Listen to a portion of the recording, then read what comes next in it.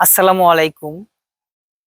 প্রিয় বন্ধুরা, আমার পেজে এবং আমার ইউটিউব চ্যানেলে যারা প্রবাসী ভাই বোনেরা আছেন তাদের জন্য ছোট্ট একটা মেসেজ নিয়ে আসলাম। আমার আপন খালাতো ভাই, সে প্রবাস জীবনে আহ প্রায় 6টি বছর কাটিয়েছে। 6 বছর প্রবাস জীবন থেকে এসে সে এখন পাগল। কেন পাগল জানেন? কারণ সে প্রবাসে যাওয়ার আগে সে বিবাহিত ছিল। সে একটি অ্যাকাউন্ট করে তার স্ত্রীর নামে। সে ওই প্রবাস জীবনে গিয়ে যত টাকা পয়সা ইনকাম করেছে সম্পূর্ণ টাকাগুলো তার ওয়াইফের নামে মানে অ্যাকাউন্টে দিয়েছে। তো তার ওয়াইফ এই টাকা নিয়ে তার বাবার বাড়িতে রেখেছে।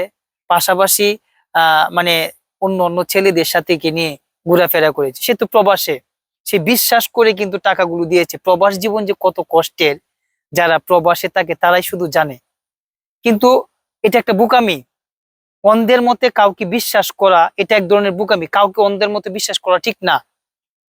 এই অ্যাকাউন্টটা যদি তার ব্যক্তিগত নামে থাকতো তাহলে কিন্তু এরকম পস্তাতে হতো না। 6 বছর পরে সে প্রায় 30-35 লক্ষ টাকা আম, দেশে পাঠিয়ে যখন এসে দেখে তার স্ত্রী অন্যজনের সাথে চলে গেছে, অথবা তার 1 টাকাও নেই, সেই লোকটার মনের ভিতরটা কি হয়ে যায় বলুন?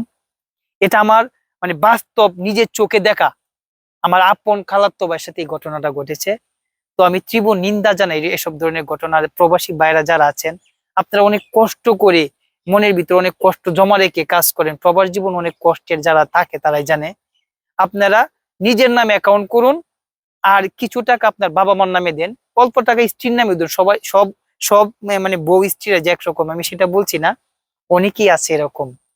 তো ভিডিওটা এই পর্যন্তই।